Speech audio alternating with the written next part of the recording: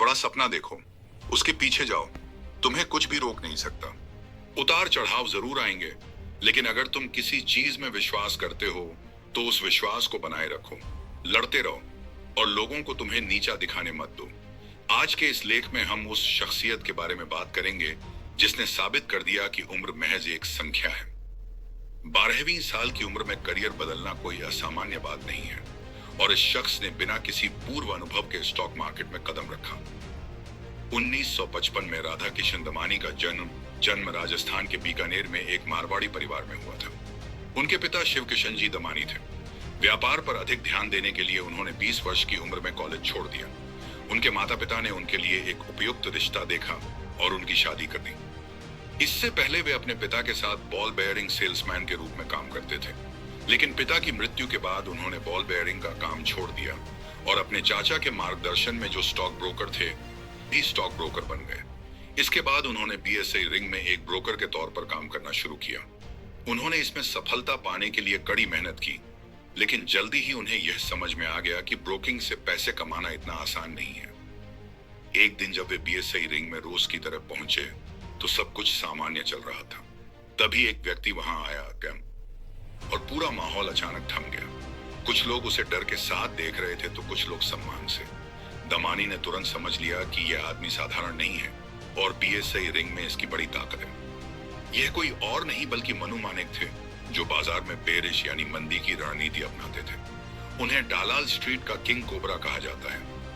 राधा किशन दमानी ने तब फैसला किया, मुझे भी ऐसा ही बनना है, ऐसा इंसान बनना है जिसकी ताकत से पूरा बाजार हिल जाए। बाद में किसी भी तरह उन्होंने मनु मानेक के करीब आकर उन्हें अपना गुरु बना लिया, क्योंकि वे जानते थे कि सही मार्गदर्शन के बिना पैसा कमाना मुश्किल है। डालाल स्ट्रीट के सभी ब्रोकर मनु मानेक को बहुत मानते थे। दमानी शुरू में उन्हें कॉपी करके पैसा कमाते थे। उन्होंने यह भी महसूस किया कि रोज ट्रेड करने की जरूरत नहीं होती, आपको बस सही मौके का इंतजार करना होता है और फिर पूरी ताकत से उस पर वार करना होता है। उन्होंने शॉर्ट सेलिंग से करोड़ों की कमाई की। उनकी रणनीति सरल थी, ऐसे शेयर ढूंढना जो तेजी से ऊपर जा रहे हों। उस समय बुल्स उन कंपनियों में भारी पैसा लगाते जो तेजी से बढ़ रही होती। जब ऐसे शेयर ऊंचाई पर पहुंचते तो मनु मानेक और दमानी उनमें भारी मात्रा में शॉर्ट सेलिंग शुरू कर देते। जो बुल्स बैंक से लोन लेकर पैसे लगाए होते, डर की वजह से अपनी पोजीशन ज्यादा समय तक नहीं रख पाते। जैसे ही कुछ लोग शेयर बेचते, बाजार में घबराहट फैलती और भारी गिरावट शुरू हो जाती, जिससे मनु मानेक और उनकी टीम को जबरदस्त मुनाफा होता। 1987 में किसी ने टाटा पावर के बारे में अपना विश्लेषण पेश किया, लेकिन किसी ने उसे गंभीरता से नहीं लिया क्योंकि वह एक नौजवान था। मगर राधा किशन दमानी ने उसके रिसर्च को सराहा। वह युवक कोई और नहीं बल्कि राकेश झुनझुनवाला थे। झुनझुनवाला ने तभी महसूस किया कि यह आदमी खास है और अच्छा मेंटर बन सकता है। इसके बाद दमानी ने उन्हें 2 जरूरी बातें सिखाई। पहला, कभी रिस्क लेने से मत डरना, और दूसरा, जीवन में कोई भी स्थायी नहीं होता सिवाय माता पिता के। उन्होंने झुनझुनवाला को कई और महत्वपूर्ण बातें सिखाई। 1989 में दमानी ने ब्राइट स्टार नाम से अपनी खुद की कंपनी शुरू की। 2-3 सालों में उन्होंने शेयर बाजार से बहुत पैसे कमाए। वे अक्सर बीएसई रिंग में बस यह देखने जाते कि लोग क्या कर रहे हैं और हर एक को बहुत करीब से देखते। कई बार वे पूरे दिन में एक भी ट्रेड नहीं करते थे। वे सिर्फ सही मौके का इंतजार करते थे और जब वह मिलता तो पूरी ताकत से ट्रेड करते और करोड़ों कमा लेते।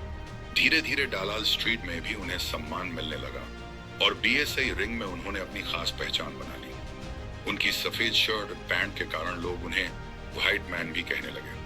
उन्होंने उस समय शॉर्ट सेलिंग से खूब पैसे बनाए, जब 100 गुना तक का लीवरेज मिलता था।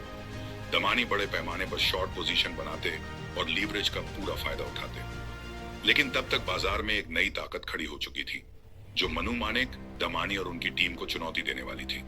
वह कोई और नहीं बल्कि हर्षद मेहता थे, जिन्हें मार्केट का बिग बुल कहा जाता है। जहां भी दमानी और मनु मानेक शॉर्ट पोजीशन बनाते, वहां हर्षद मेहता भारी मात्रा में पैसे लगाते ताकि वो शेयर न गिरे और ऊपर जाएं। उन्होंने उन शेयरों को नए ऑल टाइम हाई तक पहुंचा दिया, जिससे बियर ग्रुप को भारी नुकसान हुआ। इस तरह हर्षद ने अपनी एक अलग पहचान बनाई और बियर ग्रुप के खिलाफ एक मजबूत विरोधी बनकर उभरे। तब बियर ग्रुप ने उन्हें गिराने के उपाय खोजने शुरू किए। एक बार झुनझुनवाला ने दमानी से कहा, एसईसी का शेयर बहुत ऊपर चला गया है, अब इसे शॉर्ट करना चाहिए। उस समय राधा किशन दमानी के टेक्निकल एनालिस्ट राजू थे। दमानी ने उनसे इसका विश्लेषण करने को कहा। राजू ने बताया कि यह स्टॉक बहुत ज्यादा ओवरबॉट है। तब दमानी ने एसीसी के शेयर को शॉर्ट करना शुरू किया। हर पीक पर उन्होंने भारी शॉर्ट पोजीशन ली। जब पैसे खत्म हो गए तो उन्होंने एनबीएफसी से लोन लेकर फिर से शॉर्ट पोजीशन ली, लेकिन एसीसी का शेयर लगातार चढ़ता गया। दमानी को एहसास हुआ कि अगर वे अब पोजीशन काटेंगे तो तुरंत दिवालिया हो जाएंगे। उन्होंने अपने एक दोस्त से कहा कि अगर हर्षद एक हफ्ता और ट्रेड कर लेते तो उन्हें कटोरी लेकर भीख मांगनी पड़ती। हालांकि उन्हें नुकसान हुआ, लेकिन बाद में उन्होंने रिकवर किया और मुनाफा भी कमाया। इसके बाद दमानी ने ट्रेडिंग से बाहर निकलने और इन्वेस्टमेंट करने का फैसला किया। उन्होंने चंद्रकांत संपत के बारे में सुना, जो उस समय फंडामेंटल एनालिसिस के माहिर थे। इसके बाद उन्होंने आईटीसी, एचडीएफसी जैसे स्टॉक्स खरीदे। फिर उन्होंने अपनी आय के स्रोत को रिटेल बिजनेस में बदल दिया और 15 मई 2002 को मुंबई के पवई में डी मार्ट की पहली ब्रांच खोली। इसके बाद उन्होंने कभी पीछे मुड़कर नहीं देखा और एक बड़ा साम्राज्य खड़ा कर दिया। उनका डी मार्ट 5 स्तंभों पर आधारित है: product range, location, customer service, product की क्वालिटी और कीमत। इन 5 स्तंभों की मदद से उन्होंने ग्राहकों का विश्वास जीता और बाकी इतिहास है। फोर्ब्स के अनुसार राधा किशन दमानी भारत के 68वें सबसे अमीर व्यक्ति हैं। दिसंबर 2022 तक उनकी संपत्ति लगभग $28 बिलियन आंकी गई थी। राधा किशन दमानी की कहानी यह साबित करती है कि अगर आपके अंदर लगातार मेहनत करने की क्षमता, सही रणनीति और अडिग संकल्प हो तो कोई भी बाधा बड़ी नहीं होती। उनकी यात्रा हमें बताती है कि कैसे संघर्षों और असफलताओं के बावजूद उन्होंने हार नहीं मानी और सफलता की ऊंचाइयों को छुआ। आज जब वे भारत के सबसे अमीर और सफल निवेशकों में गिने जाते हैं, उनकी विरासत सिर्फ आर्थिक उपलब्धियों तक सीमित नहीं है। वे आज लाखों लोगों के लिए प्रेरणा है। वे हमें यह याद दिलाते हैं कि अगर सपना बड़ा है और इरादा मजबूत है तो कोई भी मंजिल दूर नहीं।